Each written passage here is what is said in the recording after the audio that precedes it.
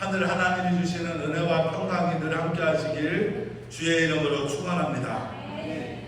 우리가 지난 주일날 창립기념 주일로 지키고 이제 교회의 1년은 대림절 11월 성탄절 4주 전에 대림절부터 교회의 1년이 시작이 돼요.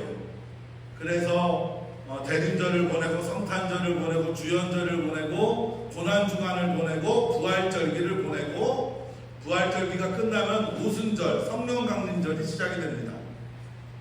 그런데 지난주에 성령강림절, 오늘은 성령강림절 4번째 주일, 또 지난주에 창립기념주일을 보내고 나서 제가 올해는 기도를 하면서 주일 낮예배에 예수님의 기적과 이적에 대한 설교를 계속 해나갔으면 좋겠다라는 그런 마음이 들었습니다.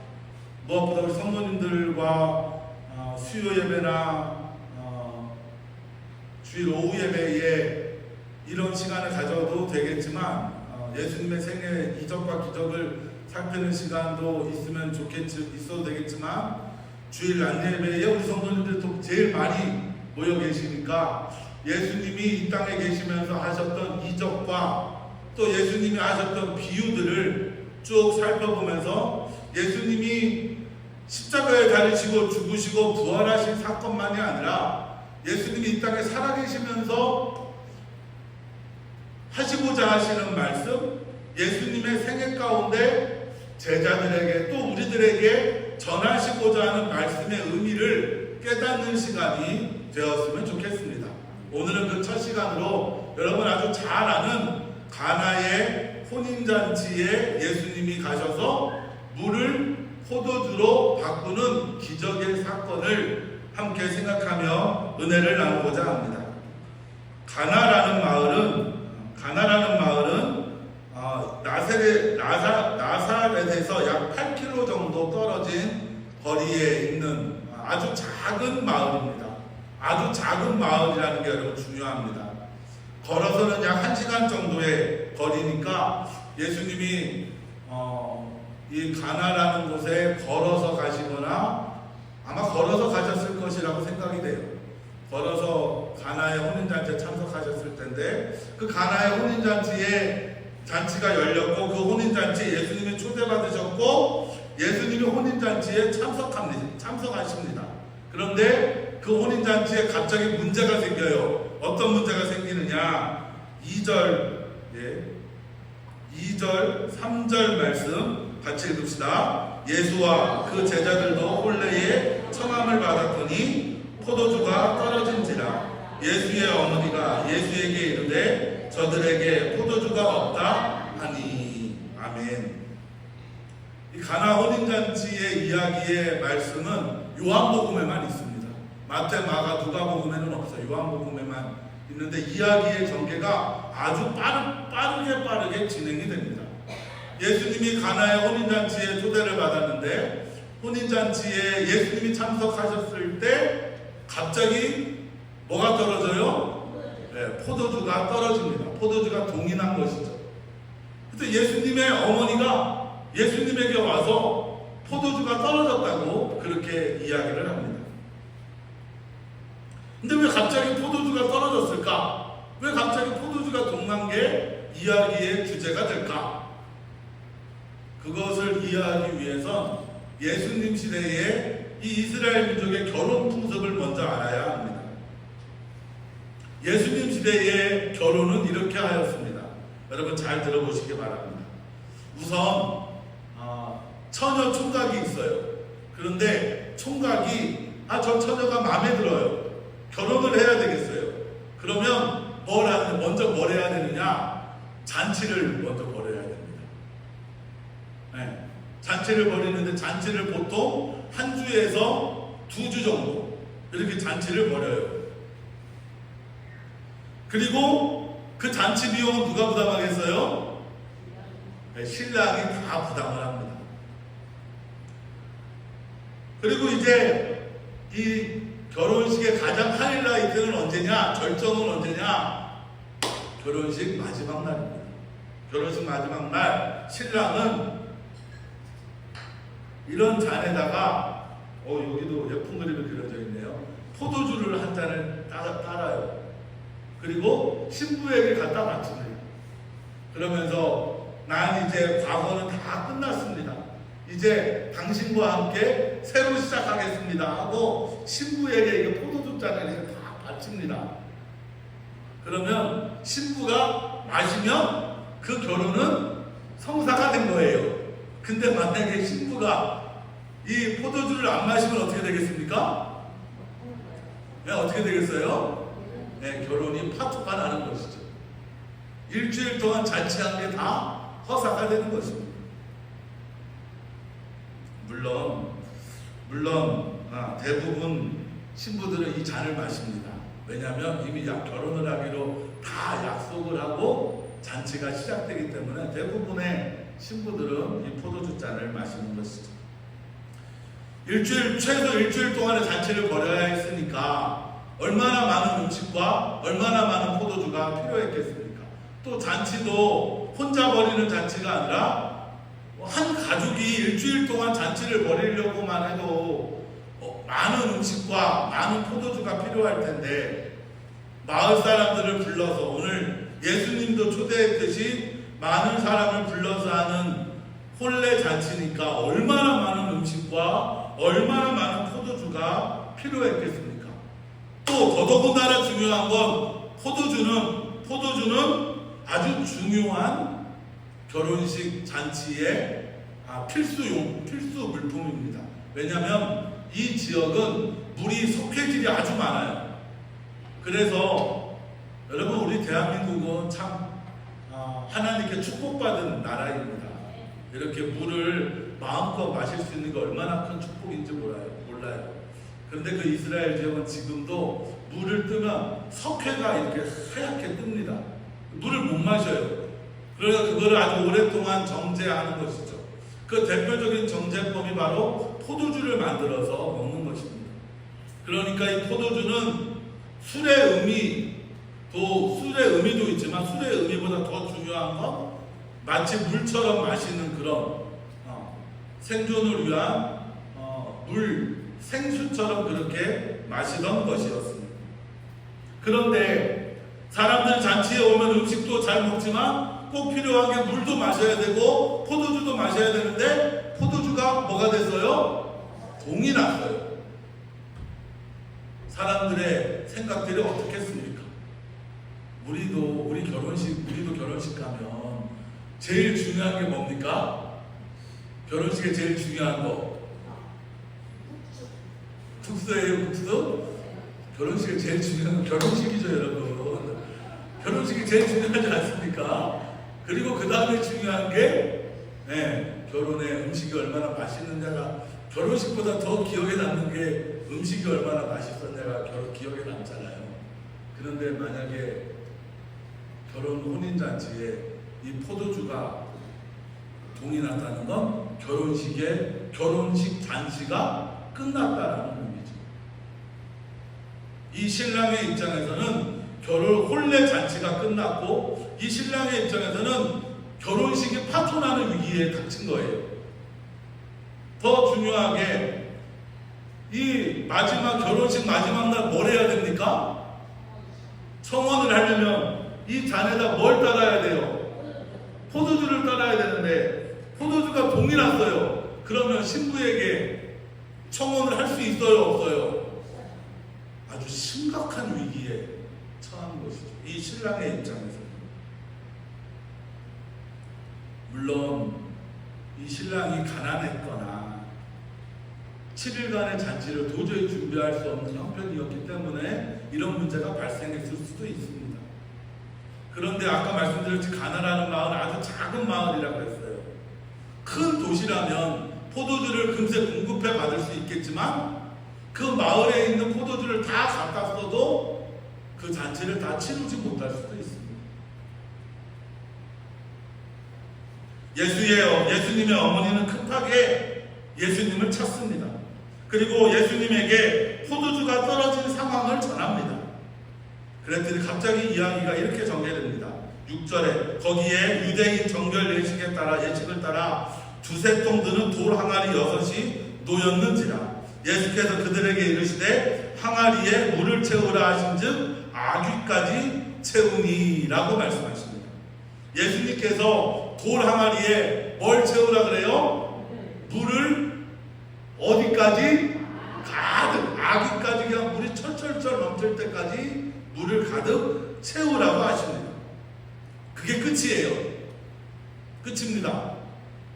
예수님이 그 돌항아리에 축복 기도를 했다거나 예수님이 물아 변하여 포도주가 되라 라고 하시지 않으십니다.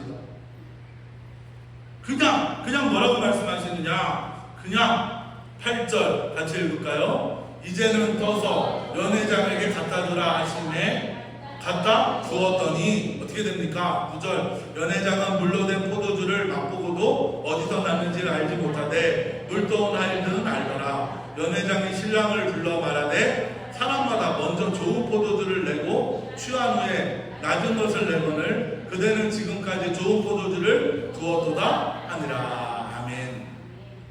그냥 이야기가 급박하게 진행이 되죠. 예수님이 돌 항아리, 저기 돌 항아리가 있으니까 그 돌 항아리 6에 여러분 돌 항아리도 의미가 있어요. 돌 항아리도 의미도 있고 아귀까지 물을 채운 것도 의미가 있고 여러분 예수님의 사건 하나하나 다 의미가 있습니다. 그것도 다음 기회에 또 함께 이 예수님의 가나의 혼인잔치를 나눌 기회가 되면 나누기로 하고 오늘은 우리 성도님의 더 중요한 말씀들이 있으니까 아기까지 채우라고 하니까 그냥 채웁니다. 그걸로 끝이에요. 다 예수님이 한 게 아무것도 없습니다. 그리고 뭐라고 말씀하세요? 그걸 떠서 그냥 갖다 줘라. 갖다 줬더니 이게 뭘로 변했습니까? 포도주로 변했어요.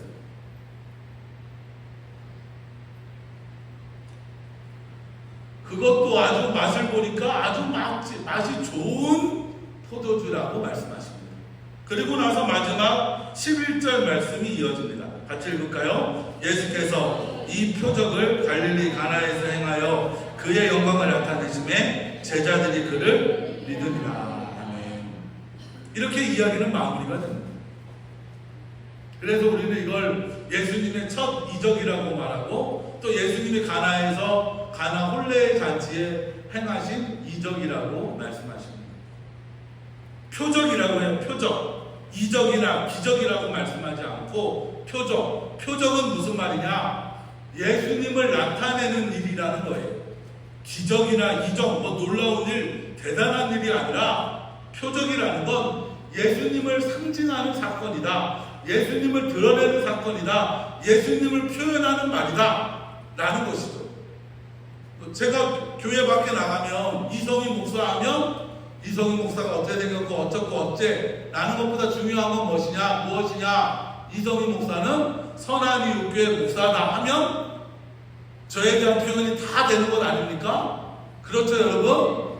그런 것처럼 이 가나의 이적 사건은 예수님을 나타내는 대표적인 대표적인 표현이 된다는 것이에요. 그럼 도대체 예수님의 첫 표적, 예수님을 드러내는 모습이 오늘 이 가나의 혼인잔치의 사건에 무엇이 있느냐, 어떤 것이 있느냐?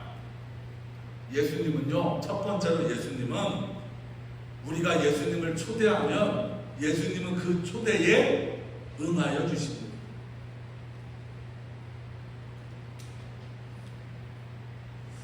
그래서 우리는 이 가나의 혼인잔치에서 처음으로 기억해야 할 건 무엇이냐? 우리 인생에 예수님을 초대해야 합니다. 같이 합시다. 내 인생에 예수님을 초대해야 합니다. 우리 옆에 분에게 당신의 인생에 예수님을 초대하세요. 국어사전의 잔치는요, 기쁜 일이 있을 때 음식을 차려놓고 여러 사람을 모아서 즐기는 일을 잔치라고 합니다. 우리로 얘기하면 여러분 잔치하면 뭐가 있어요? 네? 잔치. 머릿속에 혼인잔치만 떠오르시죠? 또 무슨 잔치가 있어요? 아니 잔치하면 무슨 잔치? 생일잔치. 또 네? 백업잔치, 또 돌잔치, 예, 결혼잔치, 예, 무슨 잔치요? 네, 백일잔치, 칠순잔치, 팔순을 뭐라 그러죠? 네. 여러분은 100세 잔치도 하시기 바랍니다. 네, 건강하게 오래 사시기 바랍니다. 그런데 이렇게 사람을 모아 즐기는 것이 잔치라고 말하는데, 요한복음을 읽어보면 요한복음의 잔치는 무엇이냐? 우리의 인생을 표현합니다. 요한복음에서 잔치는 무엇을 말한다고요? 우리의 인생을 말해요. 잔치는 우리 사람 한 명 한 명의 삶을 잔치라고 표현합니다. 인생은 잔치다라는 책이 있습니다. 인생은 잔치다. 근데 인생은 잔치다라는 표현에 이런 내용이 있습니다. 하나님이 인간들을 위해서 잔치를 벌여놓으신 거예요. 대표적으로 어떤 잔치를 벌여놨느냐? 에덴 동산이라는 잔치를 벌여놓은 것이죠.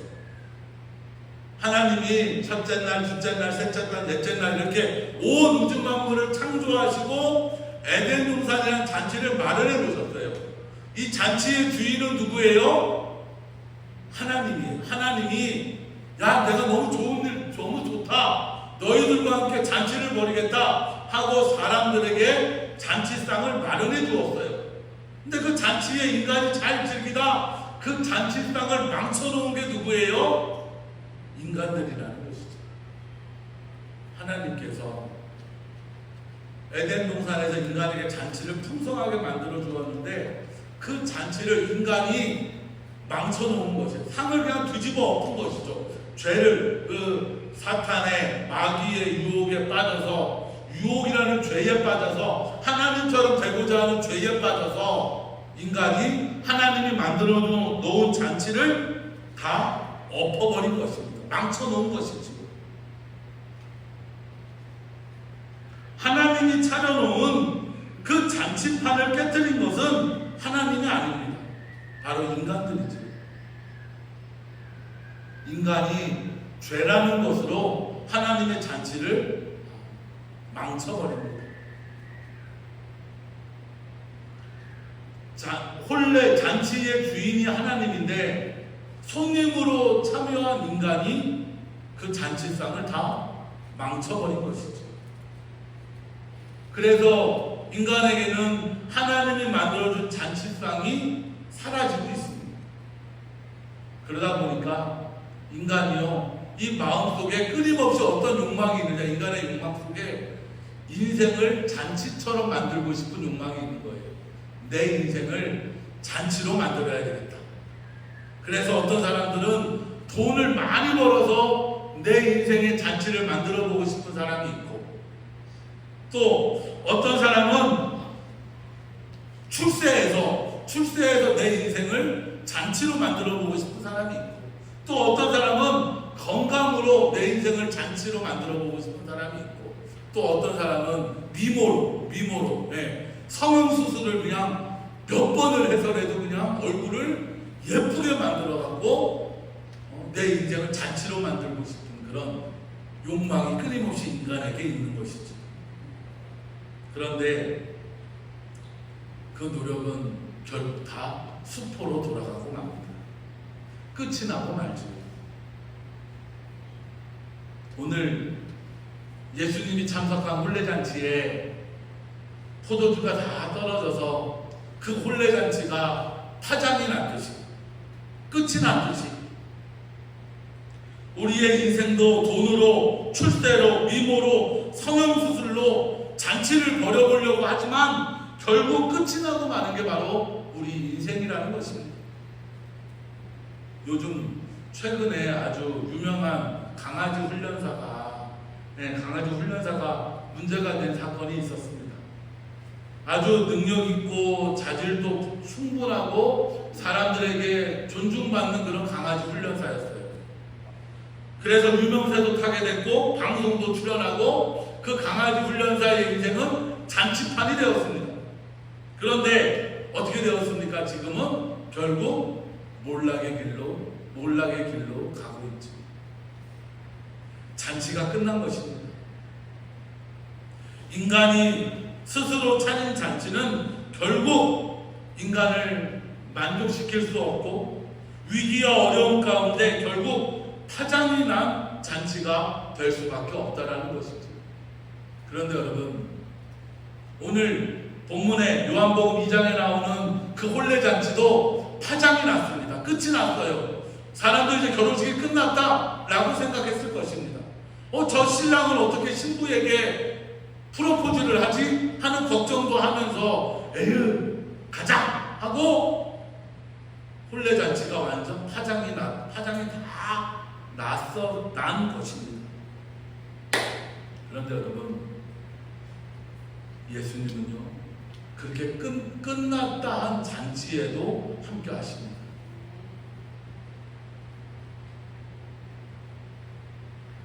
이제 다 끝났다 하고는 그 잔치의 자리에도 예수님은 초대받으셨고 그 자리에 함께 하신다는 것이죠. 마치 예수님은요 에덴을 회복하기 위해 오신 분이셔요. 믿습니까? 믿습니까? 다시 조금 전 얘기로 가면 하나님이 인간을 위해 에덴이라는 잔치상을 마련했는데 그 잔치상을 뒤엎은 게 누구라 그랬어요? 인간이라 그랬어요. 그래서 에덴 동산의 잔치는 끝났어요. 근데 그 에덴 동산의 잔치를 다시 회복하시기 위해 오신 분이 바로 우리 예수님이십니다. 그런데 그 파토나고 죄송합니다. 파토라고 안 해야 되는데 파장나고 끝이 난 그 잔치를 회복시키 그 잔치에도 함께 하시는 분이 누구셨냐? 바로 예수님이셨다라는 것이죠. 여러분, 우리의 인생의 잔치가 끝났을 수도 있습니다. 아니, 인간이 아무리 발버둥치고 아무리 노력해도 인간이 하는 잔치는 결국에는 끝이 날 수밖에 없습니다. 그런데 인생이 잔치가 끝이 나고 인생이 끝이 나고 마지막이 될 수밖에 없는 그 자리라 할지라도 예수님은 그곳에 함께 하십니다. 마치 오늘 이 혼례잔치가 파장나고 끝이 나고 다 끝났다는 그 자리에 예수님이 계시듯이 내 인생의 잔치에 끝이 나고 하나님은 함께 하신다라는 것이죠. 아주 그냥 쉽게 말하면 파장난 내 인생에도 예수님은 함께 하셔요. 중요한 건 무엇이냐? 예수님을 초대해야 한다는 것이죠. 아마 이 신랑은 너무나 기쁜 마음으로 예수님을 초대했을 것입니다. 여러분, 예수님을 여러분의 인생에 초대하시기 바랍니다. 여러분의 인생이라는 잔치에 예수님을 초대하시기 바랍니다. 그 인생에 예수님이 초대하면 예수님은 오늘 이 혼례잔치에 응하여 주셨듯이 여러분의 인생의 잔치라는 초대에 응하여 주실 줄 믿습니다. 같이 우리 한 번 더 해봅시다. 내 인생에 예수님을 초대합시다. 옆에 분에게 당신의 인생에 예수님을 초대하세요. 여러분, 그러면 우리 예수님이 여러분의 인생의 잔치에 함께 하실 줄 믿습니다. 그리고 여러분, 오늘 우리가 이 본문을 통해 이 예수님의 가나의 혼인잔치를 통해 깨달아야 될 두 번째는 무엇이냐? 예수님이 계신 곳이요 잔치의 장소입니다. 같이 합시다. 예수님이 계신 곳이 잔치의 장소입니다. 포도주가 떨어졌다는 건 잔치가 끝났다라는 것 같은 의미라고 말씀드렸습니다. 다시 말씀드리면 이제 결혼식은 이제 엉망이 되었고, 그리고 결혼식은 이제 완전 파장이 나는 것이죠. 이 혼례도 끝이 나는 것입니다. 그런데 그곳에 누가 계셨어요? 예수님이 계셨어요. 이 혼례라는 잔치의 끝이 나는 것, 파장이 나는 것, 엉망이 되고 결혼이 이루어지지도 못할 위기에 처해졌는데 그 위기에 누가 계셨냐? 바로 예수님이 계셨어요. 그리고 예수님은 그 끝이 난 결혼식 잔치를 회복시켜 주십니다. 끝났다고, 다 파토 났다고, 죄송합니다. 다 파장 났다고. 사람들은 다 끝났어. 에휴, 다 망쳤어 하는 그렇게 말하는 그 순간에 예수님은 그 혼례잔치를 회복시켜 주십니다. 우리 인생으로 말하면 내 인생은 끝났어.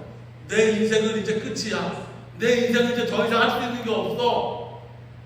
그 이유가 아까 말씀드렸듯이 인간이 죄로 인해 하나님의 죄를 짓고 멸망할 수밖에 없는 인간인데, 인간은 죄악으로 인해 지옥의 길로 갈 수밖에 없는 다 끝난 인생인데, 그것을 누가 회복시켜 주시느냐? 예수님이 회복시켜 주셨듯이, 아니 그냥 우리 인생으로 말하면 우리 인생 이제 다 끝나고 더 이상 희망이 없고 막막하고 절망적인데, 그 인생의 절망에 다시 희망을 주시는 분이 누구냐?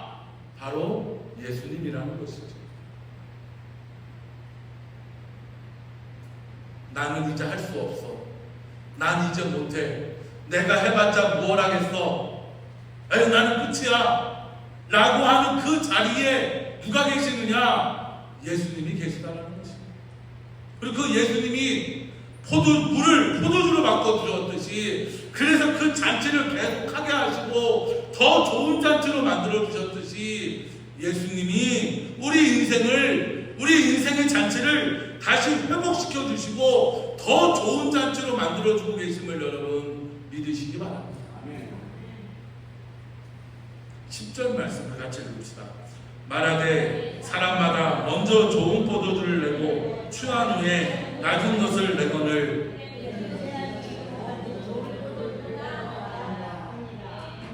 아멘. 끝난 잔치를 예수님이 회복시켜 주신 것이요. 근데 더 좋은 잔치로 만들어 주신 것이요. 더 좋은 인생으로 만들어 주신 것입니다. 누구로요? 누구로? 예수님으로.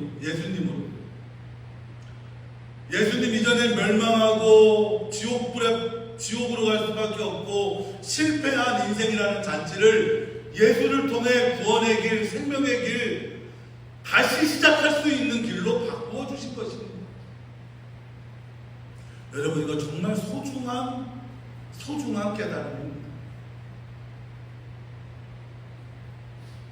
우리의 인생을 잔치라고 하였습니다. 예수님이 우리의 인생을 회복시켜 주신 것이죠. 좋은 포도주로 회복시켜 주십니다. 이전보다 더 좋은 인생으로 만들어 주신 것입니다. 예수님이 우리 인생에 오셔서 우리 인생에 함께하여 주시면, 우리 인생에 은혜를 베풀어 주시면, 우리는 그 은혜로 더 좋은 인생을 살아가게 된다는 것입니다. 믿습니까? 여러분, 예수님은 우리 인생에 오셔서 우리 인생의 잔치를 회복시켜 주심을 여러분 믿으시기 바랍니다. 여러분의 인생의 잔치도 예수님이 오시면 회복될 줄 믿습니다.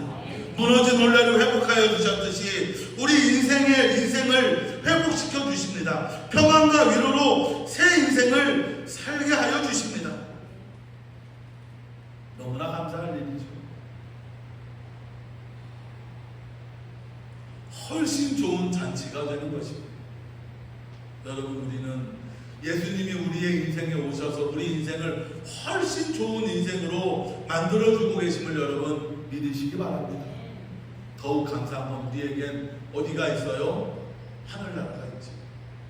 하늘나라에서 더 큰 잔치를 벌이게 될 줄 믿습니다. 사랑하는 성도 여러분, 여러분의 인생에 예수님을 초대하시기 바랍니다. 그리고 예수님이 계신 그 잔치의 자리에 인생을 살아가시기 바랍니다. 예수님으로 회복된 인생의 잔치로 참된 평안과 기쁨, 위로와 행복을 누리는 저와 여러분이 되시길 주의 이름으로 축원합니다. 마지막 세 번째로 여러분, 예수님은 우리에게 포도주가 되라고 하십니다. 같이 합시다. 예수님은 우리에게 포도주가 되라 하십니다. 뭐가 되라고요? 포도주예요. 포도주. 물이 무엇이 되었습니까? 물이 무엇이 되었어요? 이거 쉽잖아요, 여러분. 물이 무엇이 되었습니까? 포도주가 되었어요. 예수님 만나기 전에는 물이었죠. 그쵸? 예수님이 함께한 후에는 뭐가 되었습니까? 포도주가 되었습니다. 물론 성경에 물은 너무나 소중한 상징입니다. 생명이나 기운이나 하나님의 은혜를 물로 표현합니다. 그래서 물이 포도주가 되었다는 건 물이 소중하지 않다가 아니에요. 중요한 건 무엇이냐? 물이 포도주로 어떻게 되었느냐? 변화된 것이 중요하다는 것입니다. 같이 합시다. 물이 포도주로 변화된 것. 무엇이 중요하느냐? 변화가 중요하다는 거예요. 예수 믿기 이전과 예수님과 함께한 이후가 어떻게 되어야 되느냐? 변화되어야 한다는 것입니다. 요한복음의 시작은 말씀이 육신이 되었다고 말씀하셔요. 말씀이 육신으로 예수님은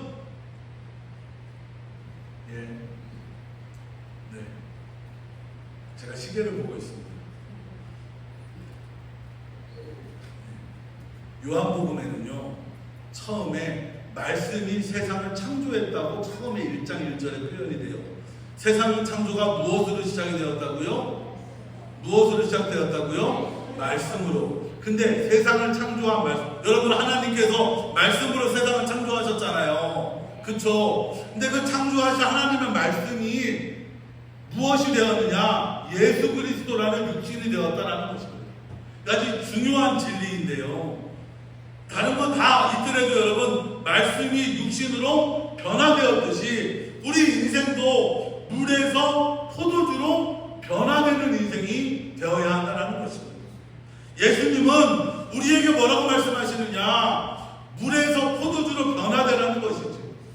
예수 믿고 예수와 함께함으로 새로운 자로 변화되어야 한다는 것입니다. 우리 같이 합시다. 포도주가 되자. 포도주 같은 인생이 되자. 중요한 건 바로 변화입니다. 물이 포도주가 되었다는 건 변화되었다는 것이죠. 예수님으로 변한 것입니다. 오늘 본문에는 망하는 잔치가 어떤 잔치가 되었습니까? 흥하는 잔치가 되었어요. 파혼할 결혼이 성사되는 결혼이 되었습니다. 실패한 결혼이 성공한 결혼으로 변화되었습니다. 위기의 잔치가 기쁨의 잔치가 되었습니다. 여러분, 포도주로 바뀐 인생이죠. 바뀐 잔치입니다. 우리 인생도 마찬가지입니다. 여러분, 예수님이 우리의 인생을 망하는 인생이 흥하는 인생이 되게 하시며 실패한 인생을 성공한 인생으로 변화시켜 주십니다. 죽음으로 멸망으로 가는 인생을 생명으로 영생으로 우리의 인생을 바꿔주십니다.